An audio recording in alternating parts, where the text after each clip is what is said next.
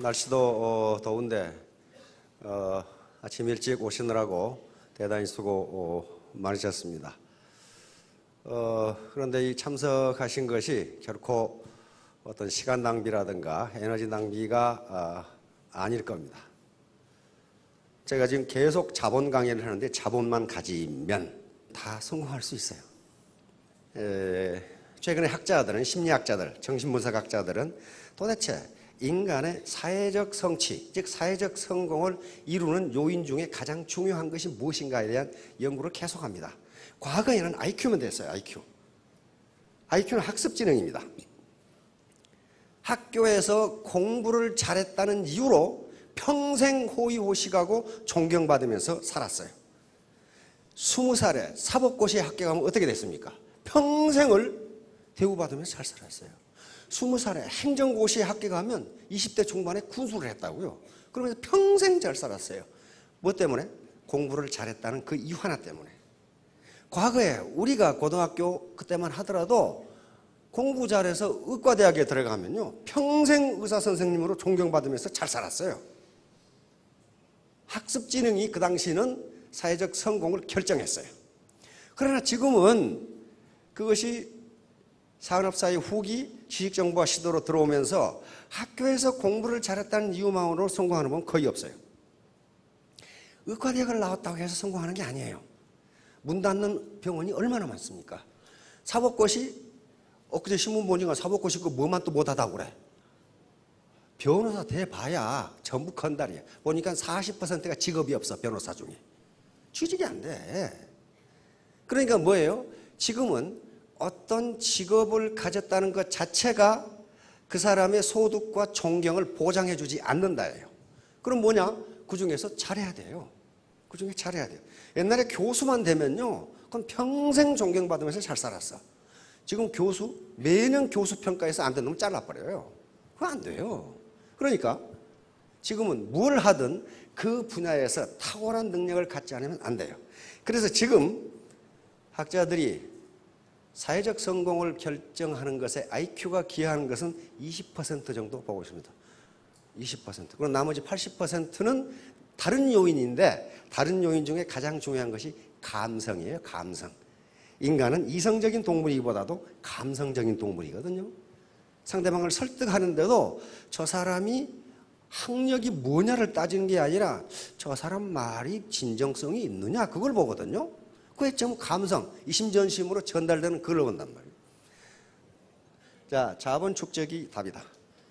우리가 이 사회 현상이나 모든 인간사를 이해하는 데 있어서 통상은 인간은 복잡한 문제를 잘 이해할 수가 없기 때문에, 또는 이해하기 어렵기 때문에 가능하면 간단하게 해서 이해하려는 그 속성이 있습니다. 그것은 학문에서도 그렇고 동서 구분할 것 없이 그렇습니다. 예를 들면 동양에서는 삼라만상, 우주의 움직임을 단 두 가지, 음과 양이라는 것으로 이해합니다. 그런데 거의 대부분 그 해석이 다 돼요. 그리고 조금 더 가면 오행, 그래서 음양 오행을 가지고 우주 만물을 전부 해석하는 경우가 있어요. 그리고 우리 몸의 체질이 여러 가지가 있는데 우리 이재마 선생은 사상의학걸에서 인간의 체질을 4가지로 딱 나눠버린단 말이에요. 그래가지고 그걸 이해하려고 그래요. 이것을 환원주의라고 하는 인간의 속성입니다. 복잡한 건 잘 이해를 못해. 그 다음에 서양 같은 경우는 인간의 모든 행동을 2가지로 나눠버려요. 선과 악. 그래가지고 이분법적으로, 이원론적으로 모든 사물을 이해하려고 합니다.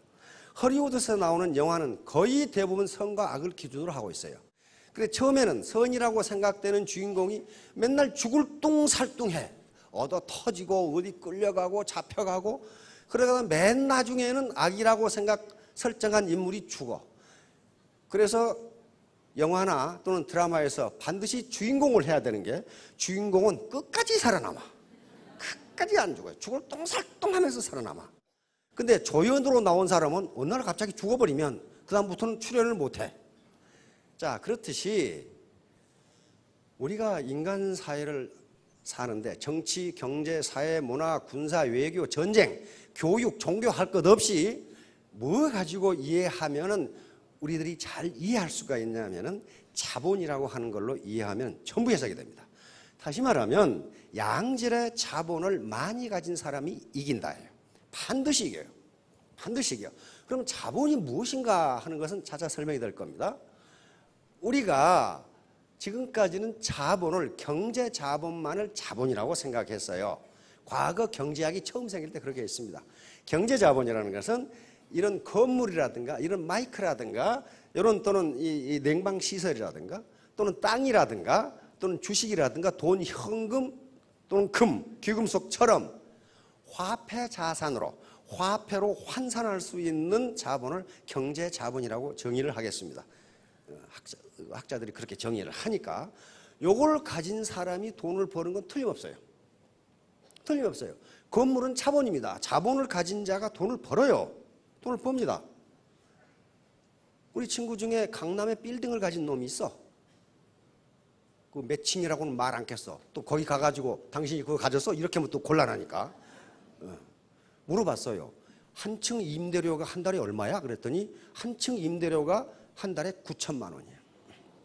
그러면 그 사람은 자본을 가졌다는 이유로 자본이 돈을 벌어주기 때문에 자기가 가서 피크닉을 가건 휴가를 가건 돈이 계속 들어와요. 그래서 자본을 가지려고 하는 거예요. 마찬가지로 저작권을 가지고 있으면, 베스트셀러의 저작권을 가지고 있으면 시장 시스템이 나한테 돈을 갖다 줘요. 그렇죠? 돈을 벌어줘. 자본을 가지고 있으면 돈을 벌어줘요.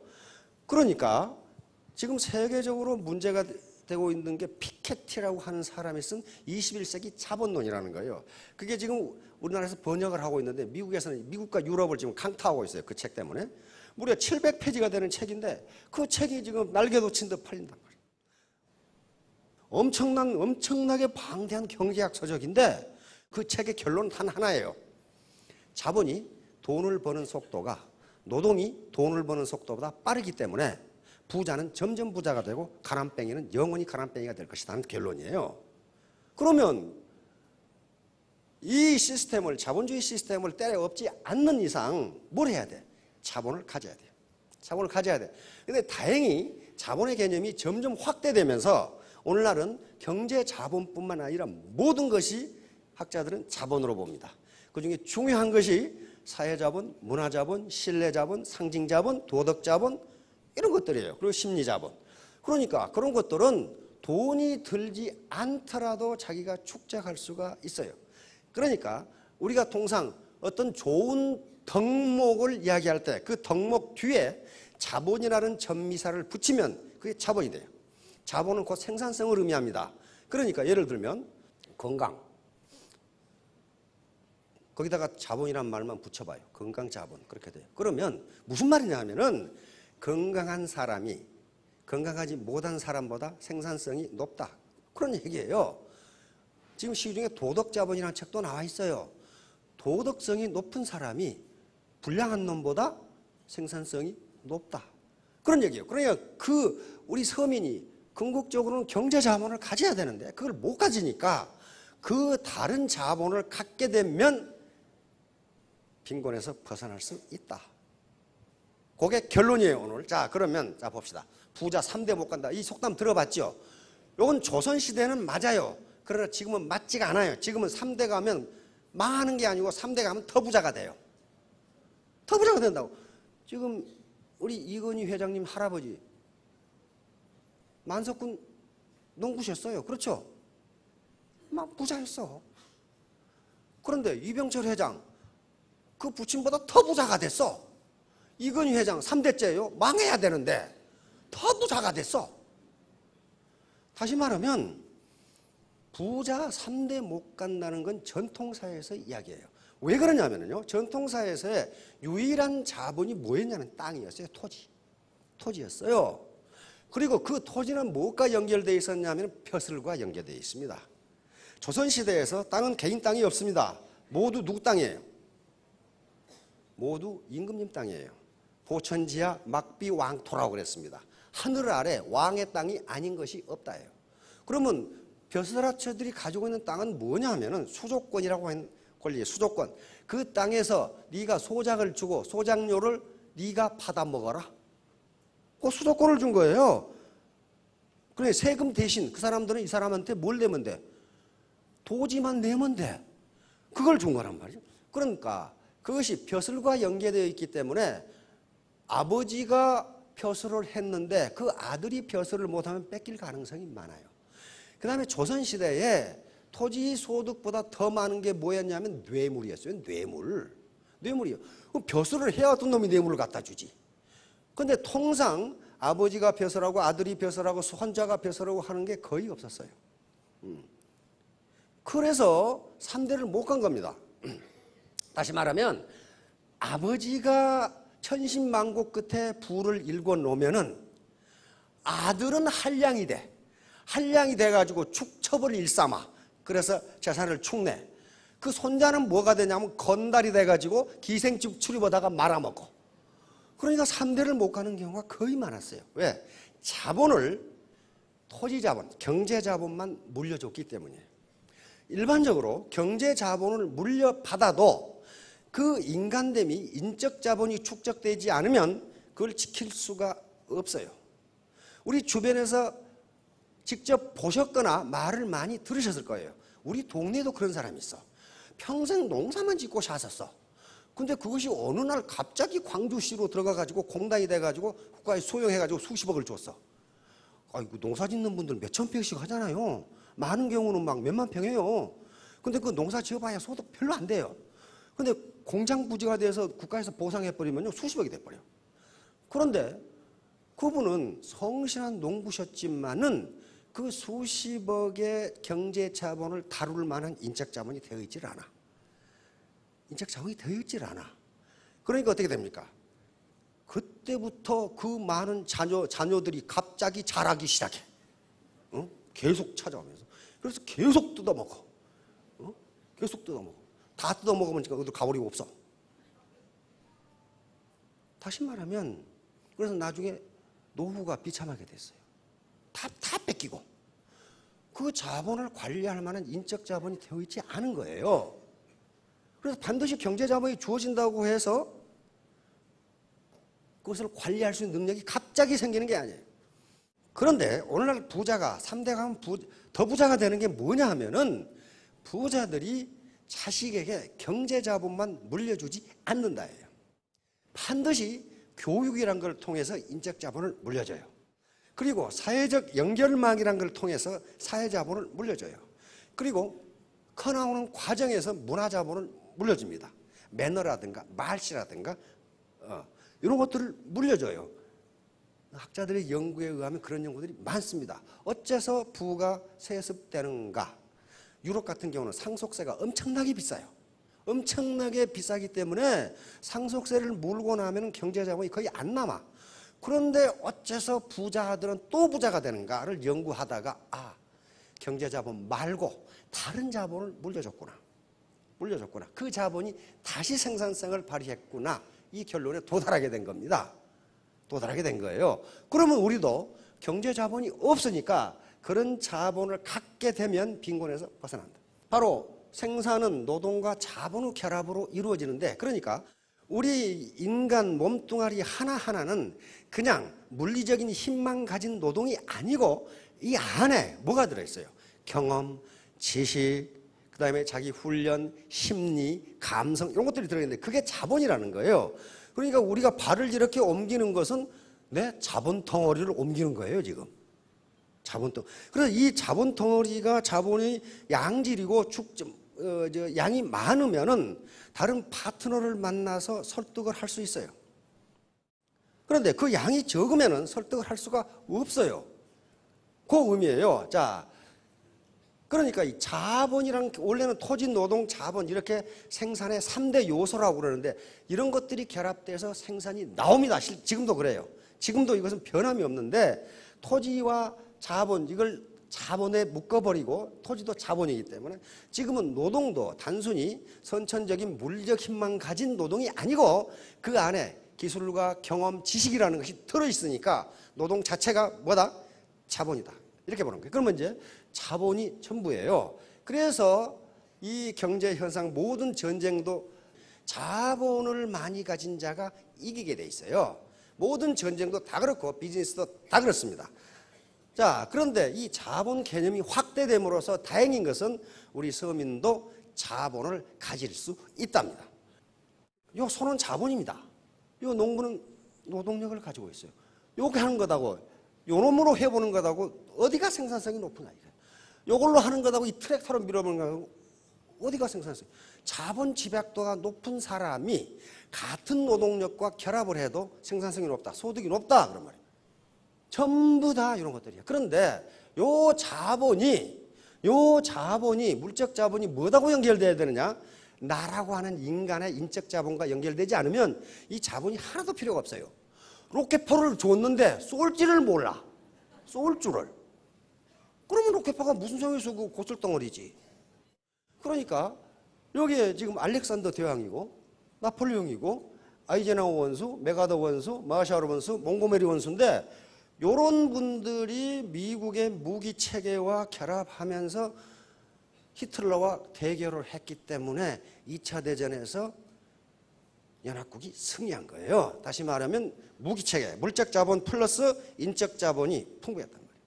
물론 독일군에도 기라성 같은 장성들이 있었습니다. 롬멜이라든가 룬드스테드라든가 보크라든가.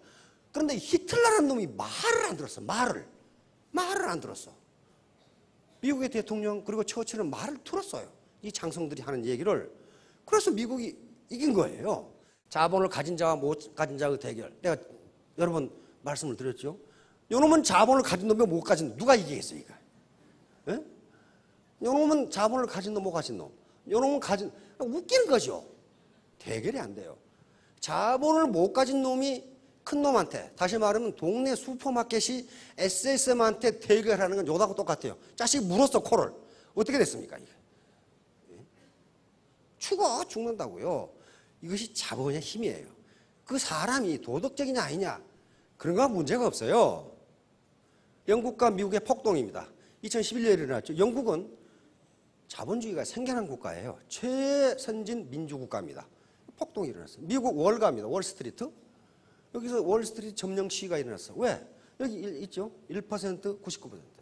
1%의 강자들이 소득의 99%를 다 먹는다. 그런 말이에요. 99%의 약자들은 소득의 1% 가지고 겨우 연명하고 있다. 요게 자본을 가졌느냐 안 가졌느냐. 그러니까 사회포럼에서는 뭡니까? Capitalism isn't working. 자본주의가 제대로 작동하지 않는다. Another world is possible. 또 하나의 세계가 가능하다. 지금 시위하고 있잖아요. 자본주의가 제대로 작동하지 않는다. Another world is possible. 또 다른 세계가 가능하다. 그러면 이 또 다른 세계를 만들 때까지 언제 기다릴 거냐? 기다릴 수 없어요. 내가 자본을 가지면 돼요. 자본주의 4.0 우리 신문에 한 1년 동안 계속 보도했죠. 자본주의 4.0 시대. 이건 그 타임지의 칼레키라는 사람이 쓴 책인데 우리나라 번역대에 나와 있어요. 자본주의 4.0.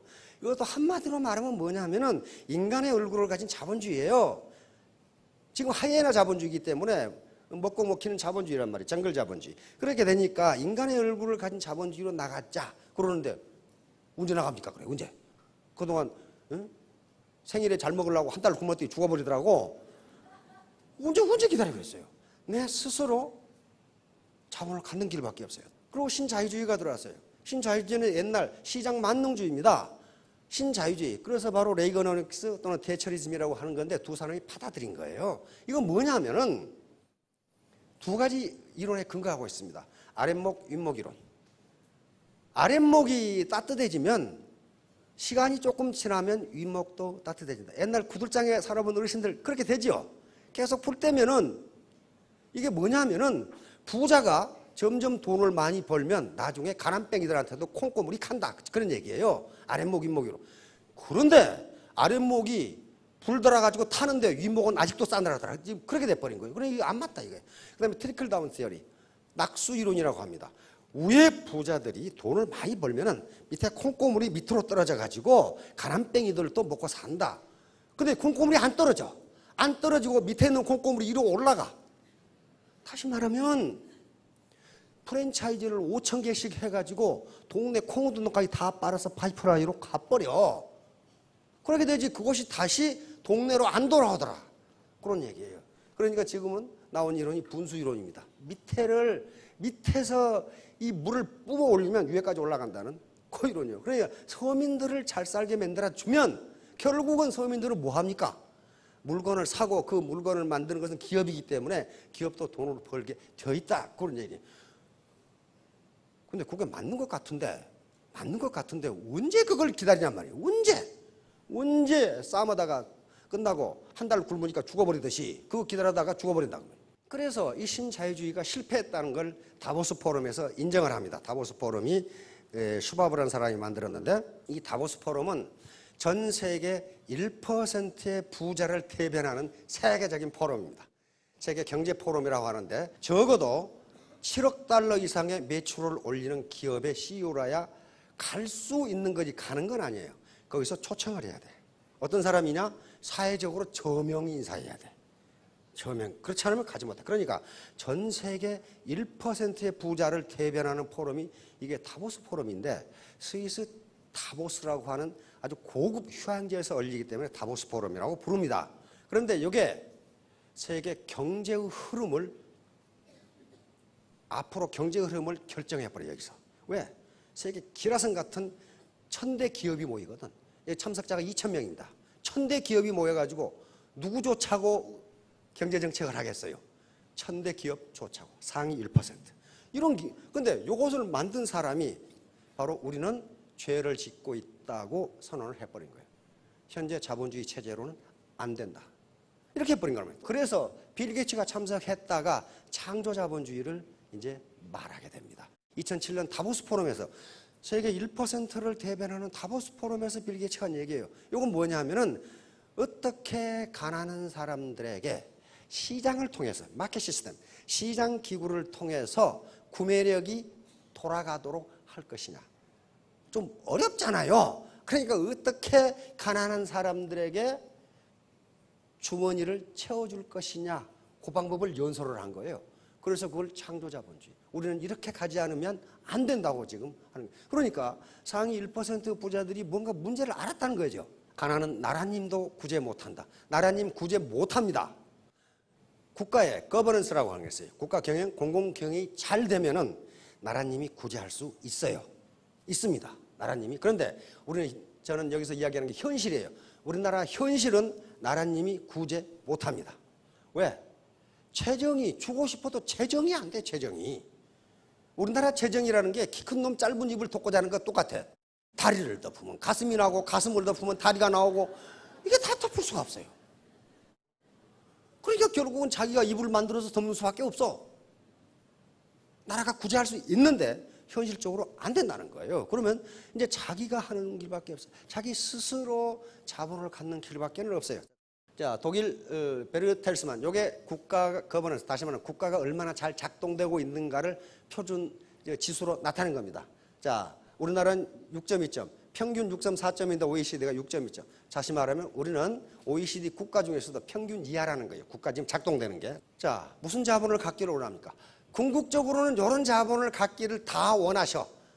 이런 상가도 하나 가졌으면 평생 소득이 좀 쫄쫄하게 들어올 것 같고, 기왕이면 이런 금괴도 좀 가졌으면 좋겠고, 이것이 최종적으로 갖고 싶은 경제 자본이에요. 그렇잖아요. 요거 나는 금도 싫고 땅도 싫고 빌딩도 싫다. 그러면 여기 계시지 말고 빨리 나가서 수영장으로 가시든지. 요걸 갖고 싶어요. 근데 문제는 요걸 부모로부터 물려받은 사람은 소득이 점점 늘어요. 바로 아까 제가 설명했던 경제 자본을 가져도 그것을 지킬 만한 인적 자본이 못 되면 3대 아니라 당대에 말아먹더라 하는 거예요. 당대. 그래서 우리가 이 애터미에서 이런 신사숙녀를 만드는 교육을 해야 되겠다고 늘 얘기하는 게 그런 얘기입니다. 그걸 소득이 월천대, 오천대가 되더라도 그것을 지킬 만한 인적 자본이 되어 있지 않으면 계속 말썽만 피워요. 계속. 말썽만 피운다고. 아까 예를 들었던 영국의 몽고메리 원수가 있습니다. 그분이 장교를 4가지 부류로 나눴어요. 장교는 4가지 종류가 있다. 첫째, 머리 좋고 게으른 장교. 이것은 지휘관으로 딱 맞다. 지휘관이 참모한테 계속 간섭하면 참모가 일을 못해. 그렇죠? 머리는 좋은 사람이고 게으르니까 어때요? 참모가 보고하는 것을 정확하게 판단을 해. 이 자식 괜찮아구만. 그러니까 그건 지휘관감이다. 두 번째, 머리 좋고 부지런한 장교. 이 사람은 참모감이다. 부지런하니까 많은 정보를 수집해가지고 그중에 쓸만한 정보만 지휘관에게 보고를 하니까 참모감이죠. 세 번째, 머리 나쁘고 게으른 장교. 이것은 쓸모없을 것 같은데 그래도 쓸만하다. 머리 나쁘고 게으르기 때문에 지가 뭘 찾아서는 않지만 시키는 일은 제대로 한다 그 말이에요. 그 다음에 당장 쫓아내야 할 장교. 머리 나쁘고 부지런한 장교. 요건 하는 일마다 일을 저질러라. 하는 데마다 머리 나쁜 놈이 부지런해가지고 일만 저질러라. 요놈은 당장 쫓아내라 그랬거든. 그러니까 이런 애터미 교육을 잘 못 받으면 나중에 5천택이 됐는데 머리 나쁘고 부지런해. 그래 가는 데마다 일을 만들어놔. 그래서 인적 자본이 필요한 거예요. 이렇게 해서 바로 이 인적 자본, 이거 아인슈타인이죠. 이고는 고집이라고 봅니다. 고집은 지식분의 1이다. 다시 말하면 무식한 놈이 용감하다 그런 말이에요. 지식이 없는 놈이 고집은 세다 그 말이에요. 이건 망하기 딱 좋거든요. 당대의 망이에요. 그래서 사회자본의 축적입니다. 지금 사회자본은 전형적인 것이 그물망, 연결망이에요. 소셜 네트워크입니다. 그런데 애터미 조직이라는 게 뭐예요? 네트워크예요. 네트워크. 바로 이 피에르 부르디에라는 학자가 얘기한 게 가장 중요한 자본 중에 하나가 사회자본이에요. 이 사회자본의 질과 크기에 따라서 소득이 결정된다. 그러면 맞죠? 애터미의 이 소셜 사람과 사람으로 연결된 네트워크인데 이 네트워크의 사이즈와 질에 따라서 그 사람의 소득이 결정된다요. 결정된다. 그러니까 어떻게 하면 네트워크의 사이즈를 크게 하고 퀄리티를 높일 것이냐 하는 게 문제잖아요. 지금 사업의 문제예요. 그런데 그 소셜 네트워크 자체가 자본이고 이걸 누구에게 물려줍니까? 자손에게 물려줄 수 있잖아요. 이 네트워크를 물려줘요. 물려줄 수 있잖아요. 네, 자본이니까. 자본주의 사회니까 자본을 물려줄 수 있어요. 그런데 어떻게 하면 이 자본의 사이즈와 퀄리티, 질을 높일 것이냐 하는 문제입니다. 바로 이 심리자본이요. 우선 오늘 심리자본 하나. 심리자본. 요게 지금 긍정심리자본. 요걸 연구하는 학자들이 굉장히 많고 인간이 가지고 있는 심리도 뭐다? 자본이다. 자본. 왜 그러냐? 생산성을 발휘하니까. 생산성. 요건 경제자본이 있어야 되는 게 아니에요. 자기 마음먹기 따름이에요. 맨 먼저 이게 지금 4가지가 있다고 그래서 심리자본의 밑에 하위 변수가 4가지인데 이 4가지가 그 사람의 생산성을 결정한다예요. 생산성을 결정. 저희가 자기 효능감이에요. 셀프 에피카시라고 하는 건데 이것은 자신감이라고 생각합니다. 자신감. 다시 말하면 나는 애터미 사업에서 성공할 수 있다. 요거예요. 있다. 그리고 스스로 자기의 성공을 기대를 해. 나는 4년 후에 로얄 마스터가 되어 있을 것이다. 요걸 셀프 에피카시라고 해요. 자기 효능감. 자기 효능감. 많은 학자들이 긍정심리학이라는 학문이 생기면서 이 심리자본이 어떤 것인가에 대해서 계속 연구를 하는데 그중에 4개의 변수를 가려냈어요. 두 번째는 뭡니까? 낙관주의예요. 낙관주의. 현재도 나는 일을 잘하고 있고 미래도 나는 일을 잘할 것이다. 자신이 자기를 낙관적으로 생각하는 거예요. 낙관적으로. 이거 한다고 세금 냅니까? 이건 자기가 자기에게 하는 거예요.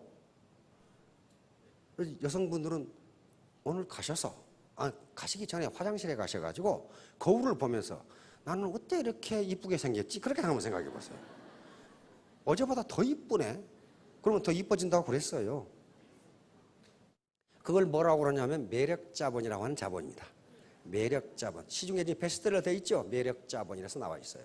영국의 경제학 교수가 연구해요. 매력이 소득에 어떤 영향을 주는 거예요. 미국의 연방준비제도 이사회, 연방준비은행에서 과연 매력이 소득과 관계가 있는가를 연구하는 논문이 여러 개가 있어요. 있다요, 있다. 매력적인 사람이 돈을 많이 번다. 승진이 빠르다 하는 결론이 딱 나와 있어요. 그럼 누가 매력적이냐는 거예요. 누가 매력적이냐? 매력 중에 하나는 미모가 들어갑니다. 근데 미모가 매력에 차지하는 비중은 그렇게 크지 않아요. 그럼 매력이란 건 뭐예요? 자기의 현재 생긴 모습 플러스 열정, 자신감이 들어갔을 때 매력이 나와요. 어떤 아가씨가 열심히 일하는 걸 보면 굉장히 매력적으로 보여요. 굉장히 매력적으로 보인다고요. 그 매력 자본이 소득을 결정한다. 자기가 자신감을 가지고 매력적이라고 생각하면 매력적이라는 거예요. 지금 뉴스에서 계속 나오는 박수경인가 하는 여성 있죠. 그 정도 미모는요, 여기 그 정도 미모를 가진 사람은 천지야. 근데 뭐 때문에 네티즌들이 그 난리 법석이냐 하면은 그 꼿꼿한 모습이 확 가버린 거예요, 그냥. 그 당당함에 간 거예요. 그러니까 매력은 그냥 보통의 미모에다가 열정과 자신감을 가진 셀프 에피카시를 가지면 그 사람이 매력적으로 보여요. 매력적으로 보입니다. 혹시 여기에 처녀 있으면은 처녀들 총각들이 있으면은 매력적으로 보이려면 셀프 에피카시, 자기 효능감. 나는 언제까지 스타마스타가 될 수 있다. 그리고 나는 그렇게 될 것이다. 라고 기대하면 되는 겁니다. 호흡, 낙관주의. 희망은 목표를 달성하는데 애터미 사업 쉬운 게 아닙니다. 여러 가지 장애물이 있는데 그 장애물을 나는 이겨낼 수 있다. 이겨낼 수 있다. 그리고 그 방법으로 안 되면 나는 다른 방법으로라도 내 목표를 달성하겠다. 여기 희망이에요. 희망. 그 다음에 마지막으로 회복탄력성. 이게 굉장히 중요합니다. 회복탄력성. 이것은 반드시 모든 일을 할 때 어려움이 닥치고 좌절을 하게 되는데 그 좌절을 딛고 다시 튀어오르는 거예요. 즉 재도전하는 용기, 이걸 회복탄력성이라고 그래요. 그래서 이 네 가지가 바로 긍정 심리자본을 형성하는 가장 중요한 변수인데 이게 뭐냐면 이것은 인적 자본, 지식이나 또는 사회적 연결, 사회자본보다 상위 개념이다 그랬어요. 왜냐하면 아무리 지식이 많아도 비관주의적이거나 자기 효능감이 없으면 일을 달성하지를 못해요. 지식이 있어도 그렇단 말이에요. 근데 문제는 이제 그러면 이 상태는 훈련해서 될 수 있느냐가 문제예요. 만약에 이게 선천적이라면 부모 타도가 앉아 있으면 돼. 근데 학자들의 많은 실험에 의하면 이것은 훈련으로 달성이 가능하다예요. 그러면 이걸 갖지 못하는 것은 누구 책임이에요? 내 책임이지 부모 탓이 아니에요. 부모 탓이 아니라고요. 요 긍정심리 자본을 북적이 아니라 축적이에요. 축적하는 데 있어서 이 시스템 참여는 굉장히 중요합니다. 왜냐하면 여기 모이신 분들이 전부 긍정적인 마음을 가지고 오셨다고요. 나는 애터미에 참석해서 망하겠다. 그렇게 온 사람 누가 있어요? 성공하겠다. 이렇게 오신 분들이에요. 그러면 기 중에서도 가장 좋은 기가 사람의 긍정적인 기랍니다. 어르신 아시겠지만은요. 시골의 초가집에도 사람이 살면 안 무너져요. 근데 사람이 떠나고 나면 3년 만에 다 무너져. 그래서 건축학자가 글을 써놨더라고. 사람의 기 때문에 그런데요. 사람이 살면 그 집이 안 무너진대요. 떠나버리면 내 학교 폐교에 가봤더니 어떤 놈이 유리창은 다 깨놓고 칠판은 다 뜯어놓고 그 할 일 없어. 어떤 놈이 할 일이 그렇게 없는지 모르겠어. 펌프는 다 고장 내놓고. 그러니까 사람이 살지 않으면 그렇게 폐가가 돼버려. 그러니까 혼자 해보겠다 잘 안 된다는 거예요. 여기에 이렇게 모여서 긍정적인 길을 서로 상호작용, 인터랙션이라고 주고받고 긍정적인 말을 주고받으면서 긍정 심리 자본이 축적된다는 거예요. 그래서 여기 와서 이야기하는 이 리더분들이 한 번도 빠지지 않았다. 그러는 게 그런 의미 때문에 그럽니다. 그 다음에 자연법칙에 엔트로피 증가의 법칙이라는 게 있어요. 연력학 제2법칙이라고 하는데 엔트로피는 혼란도 또는 무질서도라고 생각하면 됩니다. 무질서도는 자연은 증가하는 방향으로만 작용한다. 이 법칙이에요. 감소하는 방향으로는 적용하지 않는다. 예를 들면 물에 잉크방울 한 번 딱 떨어뜨리면 어떻게 됩니까? 점점 퍼져가요. 이것이 자연 상태로 놔두면 다시는 그 상태로 모이지 않는다예요. 안 모여요. 만약에 엔트로피가 자연적으로 감소하는 방향으로 작용할 수도 있다면 자연법칙이 깨져버려요. 왜냐하면 사람이 죽어가지고 시체가 되고 썩어버렸어. 썩는다는 건 뭐냐면 엔트로피 증가 현상이에요. 전부 분자로 날아가는 거예요. 그러니까 여기에 원소가 썩 있다가 분자로 날아가 버리면 무질서도가 어때? 커져 버려요. 그런데 엔트로피가 감소한다는 건 요놈이 다시 모여가지고 살아나. 그러니까 절대로 엔트로피는 감소하는 방향으로 작용하지 않는다예요. 다시 말하면 우리 아들놈이 초등학교 다니는 아들놈이 학년 초에 책상을 깨끗하게 정리해 놓더니 한 달 후에 가보니까 엉망진창이야. 엔트로피는 증가하는 방향, 혼란스러운 방향으로만 됩니다. 그러니까 여기에서 이런 여러 가지 강의를 듣고 또는 스폰서들하고 이 상호작용을 하고 그때는 딱 긍정심리자본이 들어가. 나는 3년 만에 스타마스터를 해야지.